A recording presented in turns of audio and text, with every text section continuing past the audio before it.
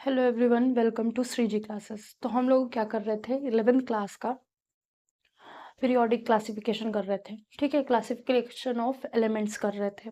तो उसमें हम लोगों ने एटॉमिक रेडियाई की बात करी थी। ठीक है, आज हम आयनिक रेडियाई की बात करेंगे। फिर जो भी ट्रेंड्स हैं जैसे ionic electron gain, enthalpy, electron negativity, इन सब की बात करेंगे। पहले हम आयनिक रेडियाई की बात करते हैं। ठीक है, आयनिक रेडियाई मतलब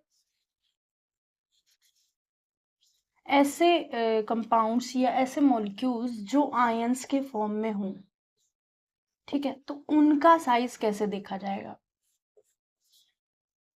ठीक है, तो मतलब आयनिक रेडियाई जब देखा जाएगा जब एटम्स इन आयन फॉर्म होगा। ठीक है, तो आयंस दो टाइप के होते हैं। Ions are of two types, दो टाइप्स के आयंस होंगे। फर्स्ट कौन सा आयन होगा? ए होगा हमारा कैटायनिक और बी होगा एनायनिक। ठीक है, तो कैटायनिक और एनायनिक आयन दो टाइप के आयंस होते हैं। और जब हम एटम की रेडियस या एटम के साइज के बारे में बात करेंगे या मॉलिक्यूल के साइज के बारे में बात करेंगे, तब क्या कर रहे होंगे, हम पहले आयन देखेंगे कैसा आयन है। ठीक है, तो हम ये मान लेते हैं एक्स एज पेरेंट एटम या पेरेंट न्यूक्लियाई। ये हमारा पेरेंट न्यूक्लियाई है। इससे हम अगर एक इलेक्ट्रॉन हटा देते हैं, माइनस इलेक्ट्रॉन, एक इलेक्ट्रॉन हटा देते हैं, तो यहाँ पे x प्लस फॉर्म आ जाएगा। ठीक है, इतनी बात समझ में आई। अगर हमने इसी पेरेंट न्यूक्लियाई में एक इलेक्ट्रॉन ऐड कर दिया तो हमारे पास x नेगेटिव आ जाएगा।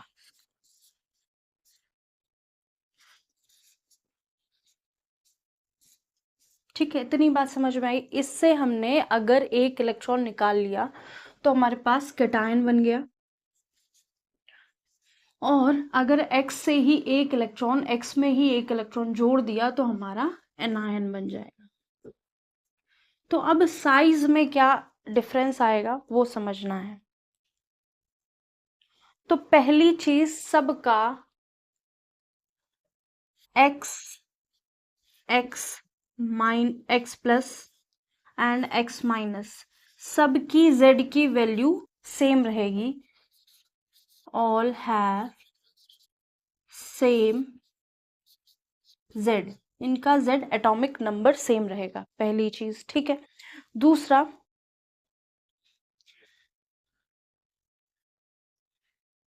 इसमें क्या होगा, change in number of electrons होगा। ठीक है, तो change in number of electrons, तो सबसे ज्यादा इलेक्ट्रॉन्स किस में होंगे? x माइनस में सबसे ज्यादा इलेक्ट्रॉन होंगे, फिर x में, फिर x प्लस पे। ठीक है,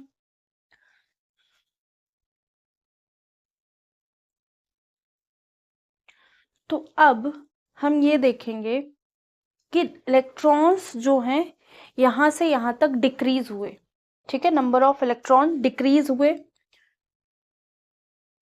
तो कह सकते हैं नंबर ऑफ इलेक्ट्रॉन्स डिक्रीज हुए। तो स्क्रीनिंग इफेक्ट भी हमारा डिक्रीज हुआ, मतलब जितने नंबर ऑफ इलेक्ट्रॉन होंगे वो अपनी तरफ खींच रहे होंगे। ठीक है, जब इलेक्ट्रॉन से कम हो गए तो स्क्रीनिंग इफेक्ट भी घट गया।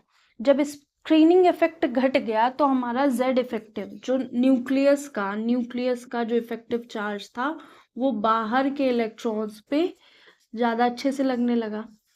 ठीक है, मतलब अगर 3 लेयर बना दें, 3 शेल्स बना दी, तो इन्होंने कुछ स्क्रीनिंग इफेक्ट लगाया जिसकी वजह से इसमें और इसमें जो अट्रैक्शन है वो कम हो गया। फिर इसने, इस वाले इलेक्ट्रॉन ने कुछ स्क्रीनिंग इफेक्ट लगाया जिसकी वजह से इन इलेक्ट्रॉन में अट्रैक्शन न्यूक्लियस के बीच में कम हो गया। अगर ये हम हटा देते हैं तो जेड इफेक्टिव कुछ ना कुछ बढ़ जाएगा ना, क्योंकि स्क्रीनिंग इफेक्ट लगाने, जितने नंबर ऑफ इलेक्ट्रॉन होंगे उतना ज्यादा स्क्रीनिंग इफेक्ट होगा। ठीक है, तो अगर नंबर ऑफ इलेक्ट्रॉन्स कम होंगे तो स्क्रीनिंग इफेक्ट भी कम होगा, तो जेड इफेक्टिव हमारा, इफेक्टिव न्यूक्लियर का चार्ज हमारा बढ़ जाएगा। ठीक है, और अगर हमारा इफेक्टिव न्यूक्लियर चार्ज बढ़ रहा है तो attraction between nucleus and electron increases. Attraction between nucleus and electron increases. ठीक है, तो attraction between nucleus and electron increase करेगा। और लास्ट में अब जब इलेक्ट्रॉन्स न्यूक्लियस की तरफ अट्रैक्टेड हैं तो क्या हो जाएगा, साइज कम हो जाएगा, तो साइज डिक्रीज कर जाएगा। ठीक है, तो ये हम लोगों ने समझ लिया। फिर अब हम रिलेट कैसे करेंगे, फिर से समझ लेते हैं। आयनिक रेडियाई या आयनिक रेडियस किसी एटम की फाइंड करनी होगी तो पहले हम फाइंड आउट करेंगे कि वो कैटायनिक है या अनायनिक है। ठीक है, पेरेंट शेल से अगर एक इलेक्ट्रॉन निकल जाए, पेरेंट एटम से एक इलेक्ट्रॉन निकल जाए तो हमारा कैटायन मिल जाएगा। दो भी निकल सकते हैं, कोई बड़ी बात नहीं, लेकिन हम पहले एक इलेक्ट्रॉन निकालने की बात कर रहे हैं। ठीक है, अगर पेरेंट इलेक्ट्रॉन एटम में एक इलेक्ट्रॉन हमने ऐड कर दिया तो एनायन बन जाएगा। ठीक है, सारे पेरेंट एटम कैटायन एनायन में सबकी z की वैल्यू सेम रहेगी। ठीक है, सबकी z की वैल्यू सेम रहेगी तो केवल चेंज इन इलेक्ट्रॉन होगा। x के इलेक्ट्रॉन्स में चेंजेस आएंगे, मतलब इलेक्ट्रॉन यहाँ से यहाँ कम हो रहे हैं। ठीक है, यहाँ जितने थे उतने ही हैं इलेक्ट्रॉन, जितने x में होने चाहिए उतने हैं। x माइनस में इलेक्ट्रॉन्स ऐड ऑन हो गए हैं और x प्लस में एक इलेक्ट्रॉन कम हो गया। अगर नंबर ऑफ इलेक्ट्रॉन कम हो रहे हैं तो स्क्रीनिंग इफेक्ट कम होगा। स्क्रीनिंग इफेक्ट कम हो रहा होगा तो z इफेक्टिव बढ़ रहा होगा। Attraction between nucleus and electron बढ़ रहा होगा। ठीक है, जब अट्रैक्शन बढ़ रहा होगा इलेक्ट्रॉन और न्यूक्लियस के बीच में तो ये अंदर की तरफ आना चाहेगा। ठीक है, और ये वाला रिपल्शन इतना ज़्यादा नहीं होगा इलेक्ट्रॉन और इलेक्ट्रॉन के बीच में जितना अट्रैक्शन होगा एक दूसरे की तरफ, न्यूक्लियस और इलेक्ट्रॉन की तरफ। इस वजह से साइज डिक्रीज कर जाएगा, मतलब ये वाली जो शेल है ये थोड़ी अंदर की तरफ खिंचाव महसूस करेगी और ये शेल अंदर की तरफ होगी तो साइज ऑलमोस्ट डिक्रीज कर जाएगा। ठीक है, ओवरऑल साइज डिक्रीज कर जाएगा। ये हो गया, इसको 1 मिनट लिख लीजिए। फिर हम कंपेयर करके पेरेंट शेल और कैटायन और एनायन, पेरेंट एटम और कैटायन और एनायन में साइज का ऑर्डर लिख देते हैं।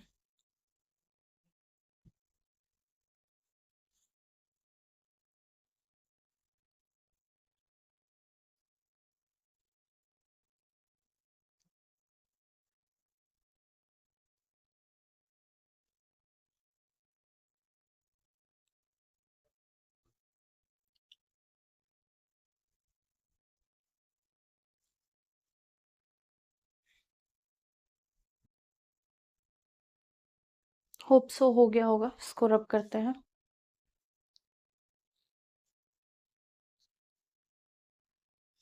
तो लिखेंगे ionic radii, ionic radii is inversely proportional to Z effective. जितना ज़्यादा जेड इफेक्टिव बढ़ेगा उतना ज़्यादा हमारी आयनिक रेडियाई या आयन की साइज घटेगी। ठीक है, तो जो x है हमारा वो मिड में रहेगा। x से ज़्यादा साइज किसका होगा, या फिर स्मॉलर से भी लिखते हैं। ठीक है, मतलब ऑर्डर ऑफ साइज, साइज या और आयनिक रेडियाई, ये सबसे ज्यादा किसका होगा, m माइनस का, फिर m का, और सबसे कम m प्लस का। ठीक है, ये नोट करिए। फिर एक और कॉन्सेप्ट है इसमें जिसमें हम आइसो इलेक्ट्रॉनिक एलिमेंट्स की बात करेंगे। ठीक है,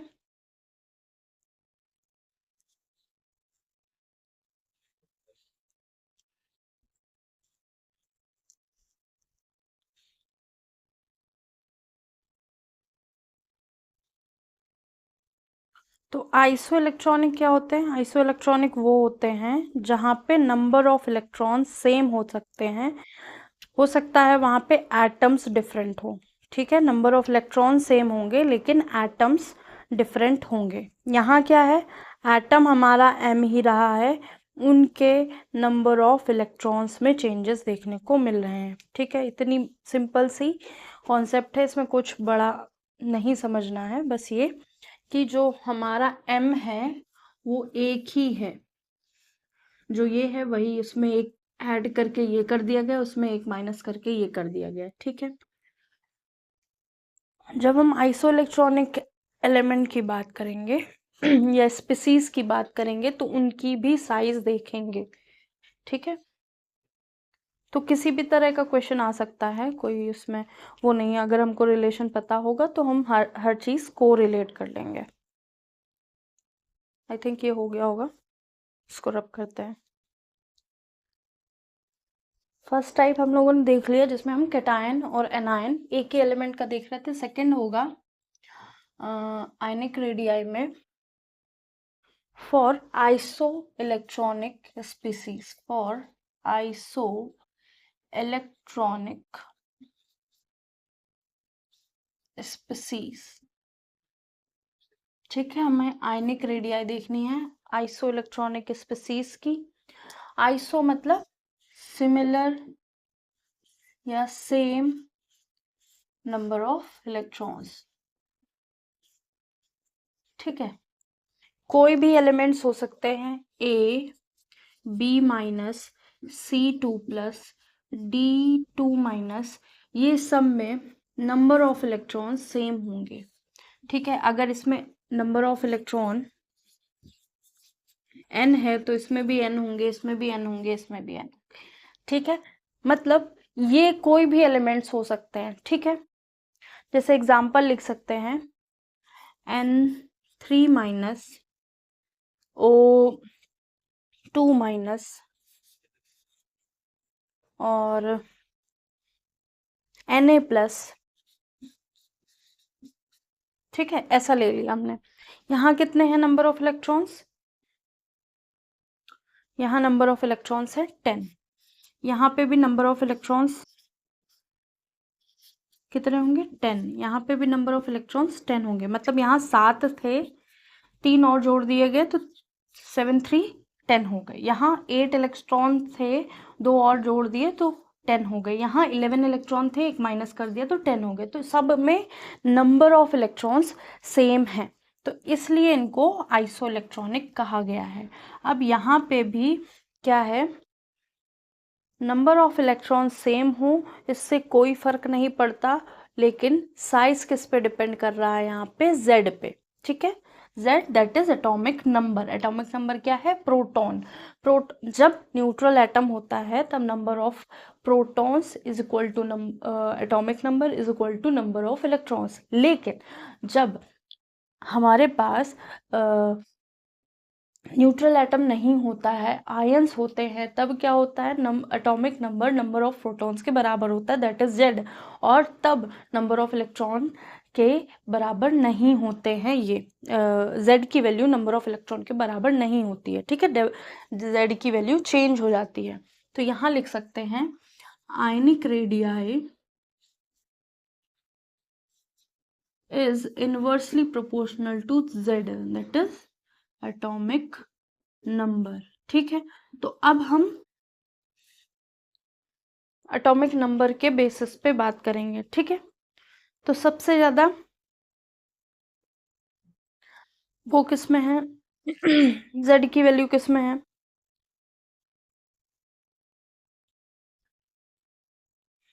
तो इसमें भी आयंस ही देखेंगे, मतलब नंबर ऑफ जितने, देखिए इसमें 7 होने चाहिए, 3 एक्स्ट्रा हैं तो इसका साइज ज़्यादा बड़ा होगा।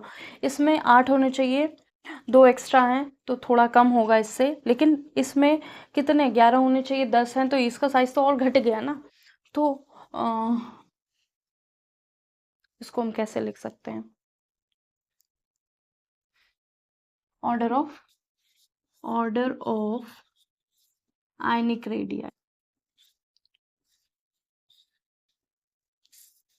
तो यहाँ क्या है, अगर हम ABC वाला कंसिडर करें तो सबसे बड़ा size D2 minus, then B minus, then A, then C2 plus. ठीक है, तो ये ध्यान रखिएगा, ये एग्जाम्पल है, इसको भी आप अरेंज कर सकते हैं। इसका साइज क्या होगा, सबसे N3 माइनस का सबसे बड़ा साइज, फिर O2 माइनस, फिर Na प्लस का सबसे छोटा साइज। तो ये हो सकता है, ये हो सकता है, और फिर रिस्पेक्टिव आपको जो भी दिया हो उस पर बात करेंगे जब क्वेश्चन आएंगे तब।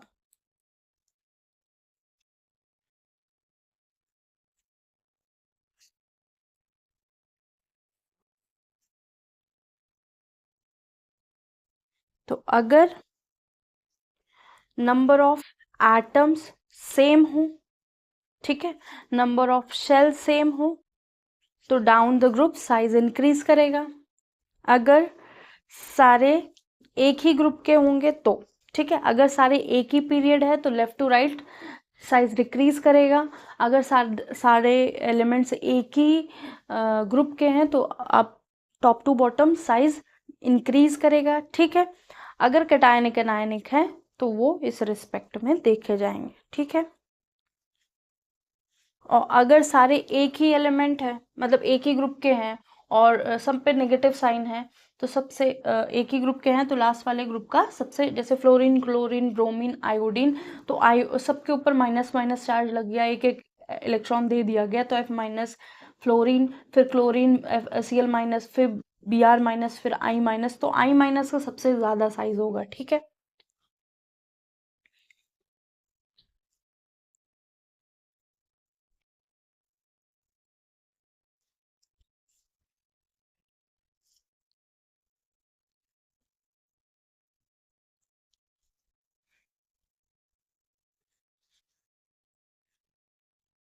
होप सो ये समझ में आ गया होगा। इसको रब करते हैं। अब हम बात करेंगे आयनाइजेशन एनर्जी की।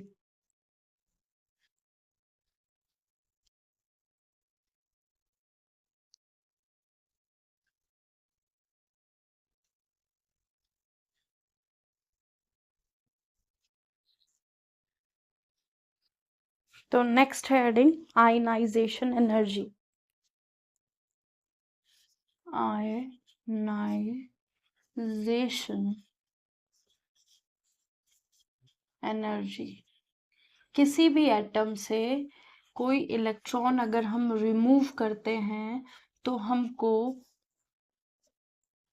कुछ एनर्जी देनी पड़ेगी। ठीक है, तो यहाँ पे कुछ एनर्जी देनी पड़ेगी, जो एनर्जी देनी पड़ेगी उसको हम आयनाइजेशन एनर्जी कहते हैं।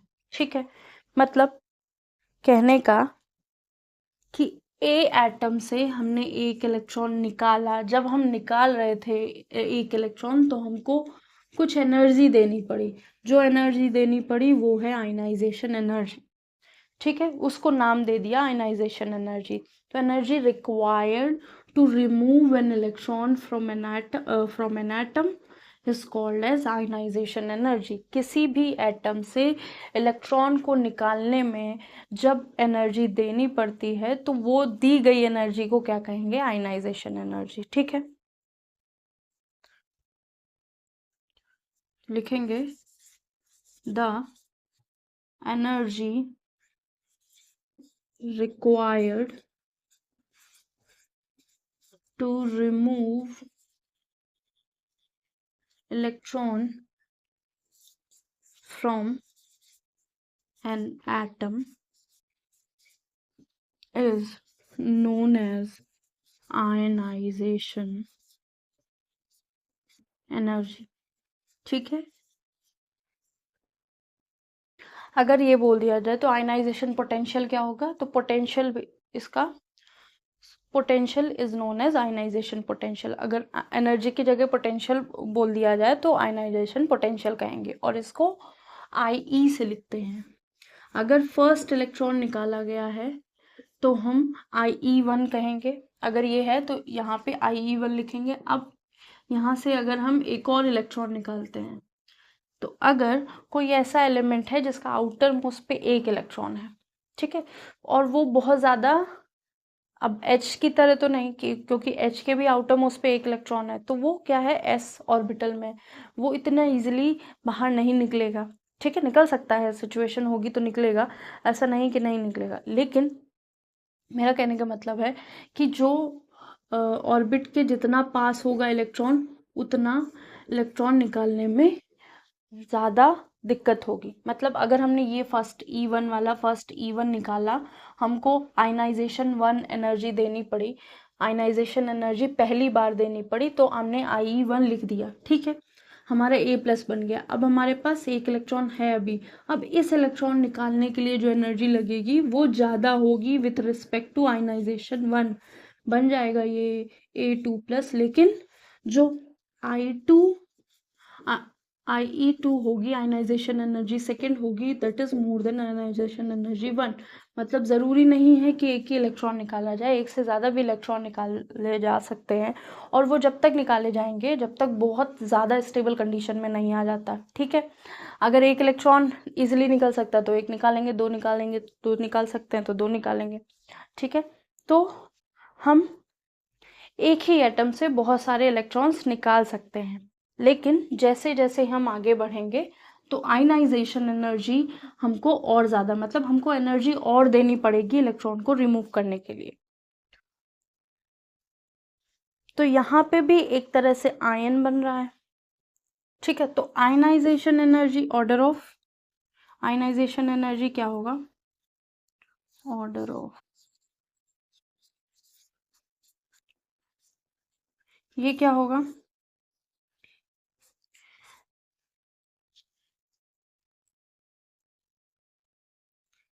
ये इसकी कम होगी। अगर हमने ए लिखा है, ए, अगर ए पे कोई एक्स्ट्रा इलेक्ट्रॉन है तो वो तो इजीली निकल ही जाएगा ना। फिर इसकी कम होगी, अगर ए न्यूट्रल फॉर्म में है तो भी निकालने में थोड़ी दिक्कत होगी, लेकिन इतनी दिक्कत नहीं होगी जितनी A+ से निकालने में होगी, हुई है। ठीक है, तो यहाँ एक्स्ट्रा इलेक्ट्रॉन है, वो इजीली निकल जाएगा, तो इतनी आयनाइजेशन एनर्जी नहीं लगी। यहाँ एक्स्ट्रा इलेक्ट्रॉन नहीं है, न्यूट्रल फॉर्म में, उसके न्यूट्रल फॉर्म से हमें एक तरह से उसको आयन बनाना, उसका एक इलेक्ट्रॉन निकालना है, तो यहाँ पे इस एटम से या इस स्पीशीज से ज़्यादा आयनाइजेशन एनर्जी देनी पड़ेगी। अब हमें क्या है, इसको प्लस फॉर्म में बनाना है, तो यहाँ पे हमें ज़्यादा एनर्जी देनी पड़ेगी। ठीक है, तो आयनाइजेशन एनर्जी इंक्रीज करेगी साइज के हिसाब से। ठीक है,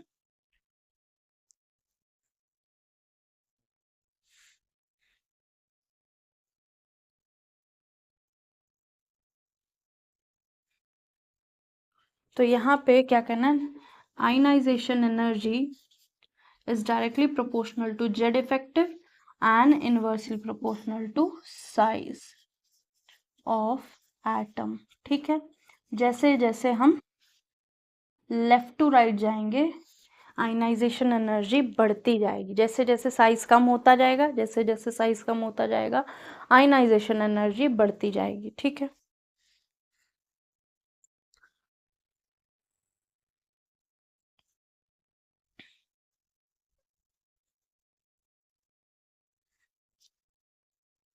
तो ये हो गया हमारा आयनाइजेशन एनर्जी। इलेक्ट्रॉनिक कन्फिगरेशन देखेंगे। ठीक है, बहुत स्टेबल आ जाता है, जैसे अगर हमने एक इलेक्ट्रॉन निकाला, ठीक है, और वो इस पोजीशन पे पहुंच गया कि वो नोबल गैस की तरह उसका इलेक्ट्रॉनिक कन्फिगरेशन हो गया, तो वो स्टेबल कंडीशन पे आ जाएगा। अब उससे इलेक्ट्रॉन निकालना और मुश्किल हो जाएगा, तो उसकी आयनाइजेशन एनर्जी एक्सेस में बढ़ जाएगी। तो वो देखेंगे कि कंपेयर करेंगे, जैसे हमारे पास दो एटम हैं, दो स्पीसीज हैं, ए और बी। ठीक है, ए के पास कितने हैं, 5 इलेक्ट्रॉन्स हैं, और बी के पास 6 इलेक्ट्रॉन हैं। तो हमने एटम्स हैं, ठीक है, तो हमने क्या किया, इसमें एक एनर्जी दी, E1 दी, और इसमें भी E1 दी। ठीक है, तो जब इसमें E1 दी तो हमारा A4 बन गया, और इसमें एनर्जी E1 दी तो ये हमारा B5 बन गया। तो ये जो है E1 बनने के बाद इसकी जो कॉन्फ़िगरेशन है वो कितनी हो गई, 4 हो गई। 4 के बाद हम इजीली निकाल सकते हैं, मतलब अगर हम इसको 3 करते हैं, 3 करते हैं, इसको 3 करते हैं, इसको 4 करते हैं, ठीक है। तो हमने एक इलेक्ट्रॉन निकलना A2, तो ये इसका एक तरह से हीलियम के बराबर हो गया इलेक्ट्रॉनिक कन्फिग्रेशन, ठीक है। और ये 3 हो गया, तो ये हीलियम के बराबर नहीं हुआ। तो जब भी इसका इलेक्ट्रॉनिक कन्फिग्रेशन इतना हो गया, तो अब हम इसको अगर हम E2 एनर्जी देंगे तो हमको बहुत ज़्यादा एनर्जी देनी पड़ेगी इलेक्ट्रॉन को निकालने के लिए। अब यहाँ पे हमने E2 एनर्जी दी तो इतनी ज़्यादा एनर्जी नहीं देनी पड़ी, ये हमारा B2 बन गया। जब B2 बना तब हमको इसको E3 जब देंगे, मतलब तीसरी बार जब एनर्जी देंगे, तो इलेक्ट्रॉन को निकालने के लिए तब बहुत ज़्यादा एनर्जी देनी पड़ेगी, क्योंकि ये अब स्टेबल कंडीशन में है, ठीक है। इसका इलेक्ट्रॉनिक कन्फिग्रेशन अगर नोबल गैस से मैच करेगा तो फिर वहाँ पे बहुत ज़्यादा एनर्जी देनी पड़ेगी, ठीक है। और वहाँ पे आयनाइजेशन एनर्जी एक्सेस में इंक्रीज कर जाएगी।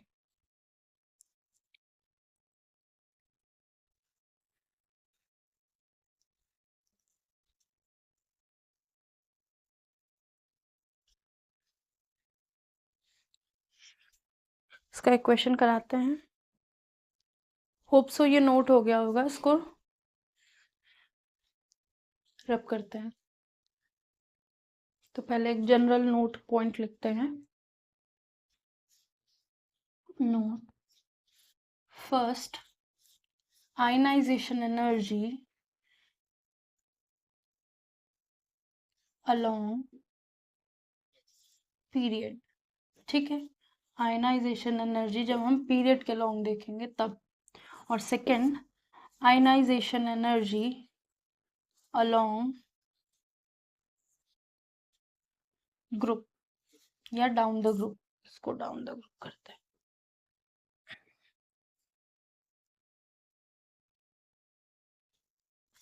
डाउन द ग्रुप, किसी भी ग्रुप के ऊपर से नीचे आने पर आयनाइजेशन एनर्जी में क्या चेंजेस देखने को मिलेंगे, और वैसे ही लेफ्ट टू राइट जाने पर किसी भी पीरियड में आयनाइजेशन एनर्जी में क्या चेंजेस देखने को दिखेंगे। तो हम फर्स्ट आयनाइजेशन एनर्जी की बात करते हैं। फर्स्ट आयनाइजेशन एनर्जी के लिए अगर हम बात करें, वही ज़्यादातर पूछा जाएगा 11th में, इससे ज़्यादा नहीं पूछा जाएगा, ठीक है। तो लेफ्ट टू राइट जाने पर, on going left to right, size decreases, size of atom decrease करेगा, ठीक है। तो आयनाइजेशन एनर्जी इंक्रीज करेगी, मतलब ionization energy, first ionization energy size के इन्वर्सली प्रोपोर्शनल है, ठीक है। अगर हम डाउन द ग्रुप जाते हैं, on going top to bottom, तो क्या होगा, साइज इंक्रीज करेगा। साइज इंक्रीज करेगा तो हमें इतनी ज़्यादा एनर्जी देने की ज़रूरत नहीं पड़ेगी, तो आयनाइजेशन एनर्जी डिक्रीजेस। तो ये भी हमारा इन्वर्सली प्रोपोर्शनल होगा, चाहे हम पीरियड के लॉन्ग बात करें चाहे हम ग्रुप के लॉन्ग बात करें, आयनाइजेशन एनर्जी इन्वर्सली प्रोपोर्शनल होगा, ठीक है।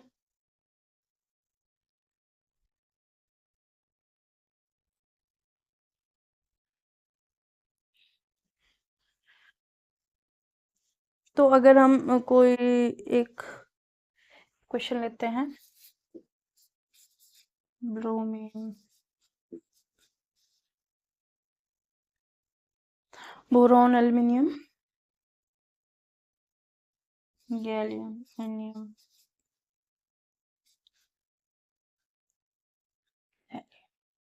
ठीक है। इसमें अब बताना है कि आयनाइजेशन एनर्जी का ऑर्डर क्या होगा डाउन द ग्रुप। ये ग्रुप है ना, ग्रुप 13 है हमारा, बाल, गणेश, इंताला, ठीक है। तो इसका ऑर्डर क्या होगा, order of ionization energy, first ionization energy, ठीक है। वो क्या होगा, तो डाउन द ग्रुप जाने पर साइज इंक्रीज करता है, ठीक है। लेकिन Ga के पास क्या होगा, d ऑर्बिटल होगा, ठीक है। G के पास d ऑर्बिटल होगा, और जो हमारा इंडियम है वो, उसके पास एफ इलेक्ट्रॉन होंगे, यहाँ पे डी पे इलेक्ट्रॉन होंगे, वहां पे एफ पे इलेक्ट्रॉन होंगे, ठीक है। तो जब ऐसा होगा तो क्या हो रहा होगा, जनरली कंडीशन तो हमें ये पता है ना कि डाउन द ग्रुप जाने पर आयनाइजेशन एनर्जी डिक्रीज करेगी, लेकिन यहाँ पे चेंज हो जाएगा। तो क्या हो जाएगा, सबसे ज्यादा किसकी होगी, आयनाइजेशन एनर्जी सबसे ज्यादा बोरॉन की होगी, ठीक है। फिर एल्युमिनियम की होगी, ये किसका साइज लिख रहे हैं ना अभी तो, आयनाइजेशन एनर्जी लिख रहे हैं ना। तो डाउन द ग्रुप जाने पर क्या होगा, आयनाइजेशन एनर्जी डिक्रीज करेगी, ठीक है। तो सब अप रहेंगे तो आयनाइजेशन एनर्जी ज़्यादा रहेगी, तो बोरॉन की सबसे ज़्यादा होगी, फिर एल्युमिनियम की होगी, लेकिन गैलियम इंडियम में चेंज हो जाएगी। तो सबसे पहले कौन आएगी, बोरॉन आया, बोरॉन से पहले थेलियम आ जाएगा, ठीक है, Tel आ जाएगा, ये आ जाएगा। फिर इसके बाद कौन सी आएगी, इसके बाद गैलियम आएगी, और गैलियम के बाद एल्युमिनियम आएगा, एल्युमिनियम के बाद इंडियन आए, क्या है इंडियम, आयन को क्या बोलते हैं, आयन को बोलेंगे इंडियम, ठीक है। तो ये एक्सेप्शन केस है, इलेक्ट्रॉनिक कॉन्फ़िगरेशन पे बेस्ड है, करके देखिएगा। आगे की क्लास करते हैं, क्योंकि आज लास्ट है इस चैप्टर का, फिनिश कर देंगे। अब हमारे पास केवल इलेक्ट्रोनेगेटिविटी है और इलेक्ट्रॉन गेन एंथैल्पी है, ठीक है। कुछ रह जाएगा तो फिर क्वेश्चन के साथ कराएंगे। होप सो ये हो गया होगा, इसको रब करते हैं। तो ये है ऑर्डर आयनाइजेशन एनर्जी का, इसको अगर हम उल्टा कर देंगे तो वो साइज के रिस्पेक्ट में हो जाएगा, ठीक है। तो ये एक्सेप्शन है एक तरह से, क्योंकि इलेक्ट्रॉनिक कॉन्फ़िगरेशन जब हम करेंगे तो क्या होगा, तो इलेक्ट्रॉनिक कॉन्फ़िगरेशन में हम देखेंगे कि ये वाला और बोरॉन और जो एल्युमिनियम है उनका ऑलमोस्ट सिमिलर रहेगा, ठीक, सॉरी, बोरॉन और थेलियम है, इनका सिमिलर रहेगा साइज, ठीक है। ये एटॉमिक नंबर की बात करेंगे, एटॉमिक नंबर, और फिर जो स्टेबल कंडीशन में आ जाएगा तो उसको हम पीछे ले जाएंगे, ठीक है। तो इसको क्वेश्चन के साथ करेंगे, क्योंकि एक्सेप्शन सारे क्वेश्चन में करेंगे। अभी जनरल बात यह है कि अगर हम up to top to bottom जाएंगे तो साइज इंक्रीज करेगा, साइज इंक्रीज करेगा तो आयनाइजेशन एनर्जी डिक्रीज करेगी। तो फर्स्ट वाले का सबसे ज़्यादा होगा आयनाइजेशन एनर्जी, ठीक है। ग्रुप के फर्स्ट मेंबर का सबसे ज़्यादा होगा आयनाइजेशन एनर्जी। अब हम बात करेंगे इलेक्ट्रॉन एफिनिटी पे। अब हम बात करेंगे इलेक्ट्रॉन एफिनिटी। इलेक्ट्रॉन, अभी तक हम क्या कर रहे थे, इलेक्ट्रॉन को रिमूव कर रहे थे। यहाँ पे क्या करेंगे, किसी भी इलेक्ट्रॉन को ऐड करेंगे। जब कहीं खाली स्पेस में कोई चीज़ आएगी तो वहाँ एनर्जी रिलीज हो रही होगी। अगर हम बात करें ऐसे कोई सरफेस है, वहाँ पे ऐसे कैविटी बनी है और यहाँ हमने कुछ रख दिया, तो ये जो खाली स्पेस में यहाँ एयर होगी ना, तो अब हमने अगर यहाँ पे कुछ रख दिया तो ये एयर तो निकल जाएगी, तो यहाँ क्या होगा, कुछ ना कुछ रिलीज हुआ, ठीक है। इसी तरह जब हम इलेक्ट्रॉन्स को रखेंगे या इलेक्ट्रॉन को ऐड करेंगे तब एनर्जी रिलीज होगी, ठीक है। तो लिखेंगे when electron is added to an atom, there is a release of energy. That is known as electron affinity. Release of energy on addition of electron to an atom. ठीक है, तो क्या हो रहा होगा इसमें? अब नोबल गैसेस में तो हम इलेक्ट्रॉन ऐड नहीं कर सकते, हमको एनर्जी उल्टा देनी पड़ेगी। ठीक है, तो नोबल गैसेस की यहाँ बात नहीं करेंगे। ठीक है, बाकी जितने भी एलिमेंट हैं उनकी बात करेंगे। ठीक है, तो इलेक्ट्रॉन एफिनिटी में बी पॉजिटिव और नेगेटिव, पॉजिटिव नेगेटिव दोनों हो सकती है। ठीक है,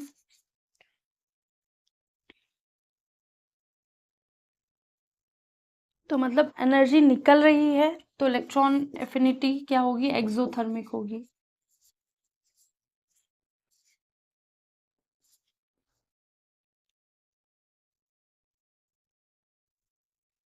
तो ये ध्यान रखेंगे।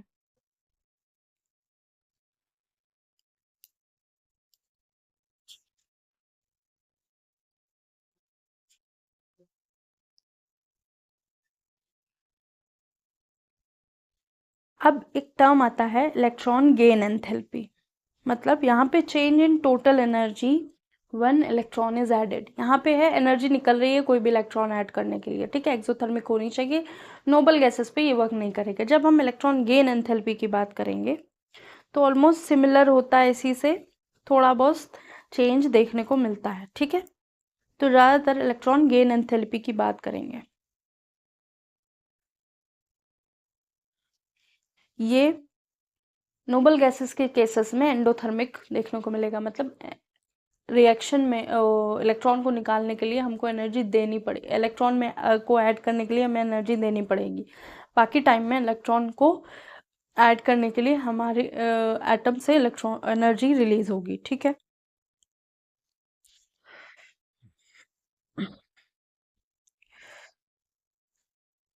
और इलेक्ट्रॉन गेन एंथैल्पी जो है वो पॉजिटिव नेगेटिव रहेगी हमेशा।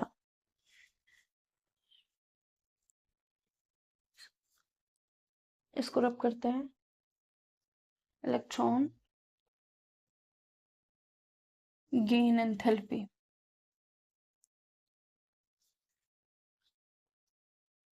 थोड़ा सा नाम में चेंज है और कुछ नहीं, बस वो पॉजिटिव नेगेटिव दोनों हो सकती है, ये हमेशा नेगेटिव रहेगी।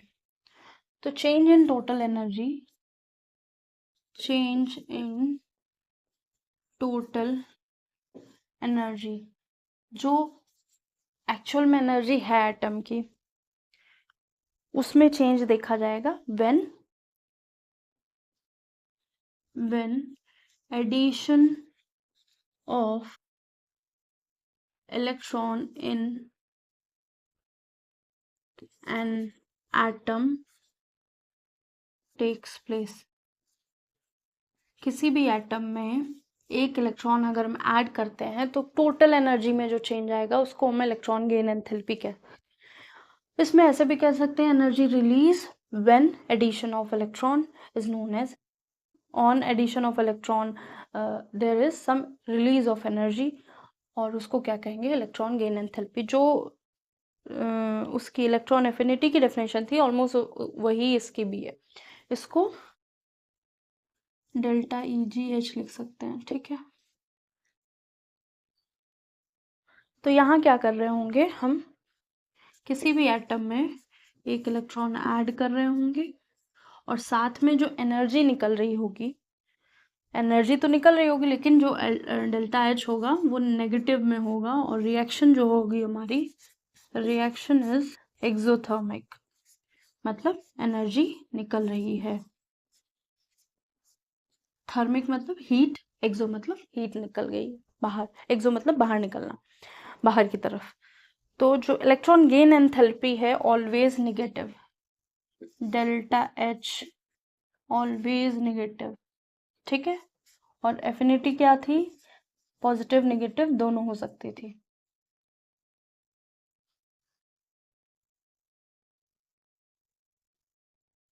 एक्चुअल में सेम ही होती है, बस साइन का डिफरेंस होता है और कुछ नहीं।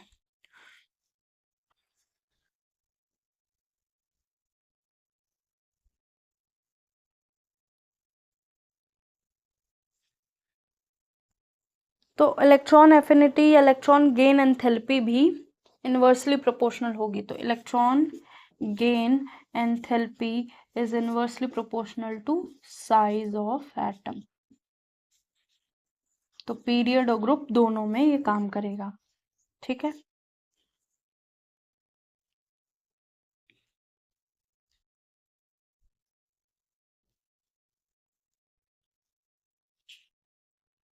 अब नेक्स्ट हम बात करेंगे इलेक्ट्रोनेगेटिविटी।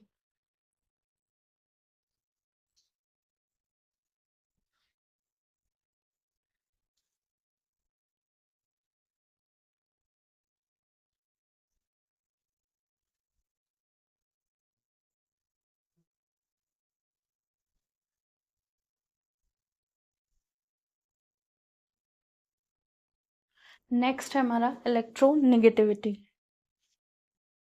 इलेक्ट्रोनेगेटिविटी यहाँ पे क्या होती है, tendency of electronegative atom to attract electron towards itself, bonded atom towards itself। मतलब कि कोई भी एटम अगर बॉन्ड फॉर्म में है, मतलब मॉलिक्यूल बना हुआ है, एक मॉलिक्यूल में दो एटम है, एक इलेक्ट्रोनेगेटिव है, एक उससे कम इलेक्ट्रोनेगेटिव है, तो क्या करेगा, जो इलेक्ट्रोनेगेटिव वाला है वो जो जिन इलेक्ट्रॉन की वजह से बॉन्ड बना हुआ है वो इलेक्ट्रॉन को अपनी तरफ अट्रैक्टेड करके रखेगा। मतलब अगर ए और बी बॉन्ड बना रहे हैं और ए इज मोर इलेक्ट्रोनेगेटिव,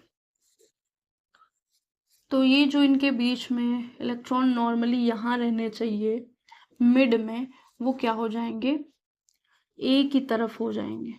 बस इतनी बात है। ठीक है,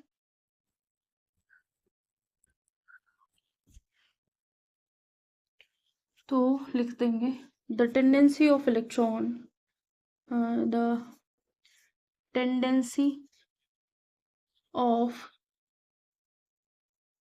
at bonded atom, bonded atom to attract electron towards itself is known as electronegativity। ठीक है, तो मोस्ट इलेक्ट्रोनेगेटिव एलिमेंट कौन से होते हैं, मोस्ट इलेक्ट्रोनेगेटिव एलिमेंट सबसे ज्यादा फ्लोरीन, फिर ऑक्सीजन, फिर नाइट्रोजन। फ्लोरीन, ऑक्सीजन, नाइट्रोजन, जिसको निमोनिक फोन की तरह भी बोलते हैं, फोन। ठीक है, और उसके बाद क्लोरीन, ब्रोमीन, आयोडीन भी लिख सकते हैं। तो इलेक्ट्रोनेगेटिविटी भी इनवर्सली प्रोपोर्शनल होती है, इलेक्ट्रोनेगेटिविटी भी इनवर्सली प्रोपोर्शनल होती है एटॉमिक साइज के। ठीक है, तो यही 3-4 टेंडेंसी बहुत ज़्यादा पूछी जाती हैं, या बहुत ट्रेंड्स बहुत ज़्यादा पूछे जाते हैं। मेटेलिक करेक्टर और नॉन मेटेलिक करेक्टर इतने ज़्यादा नहीं पूछे जाते हैं।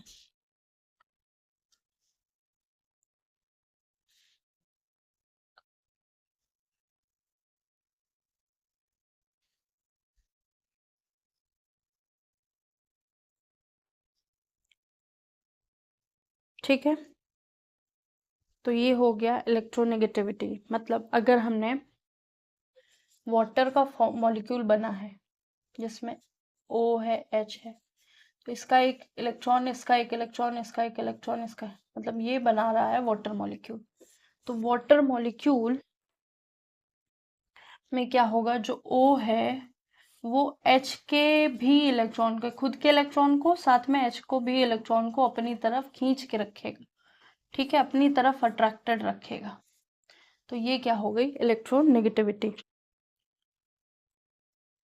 और इसका साइज़ के साथ रिलेशन इन्वर्सली प्रोपोर्शनल होता है। तो डाउन द ग्रुप जाने पर अगर एटॉमिक साइज़ बढ़ रहा है तो इलेक्ट्रोनेगेटिविटी क्या हो जाएगी, घट जाएगी, और लेफ़्ट टू राइट जाने पर एटॉमिक साइज़ अगर घट रहा है तो इलेक्ट्रोनेगेटिविटी बढ़ जाएगी। ठीक है।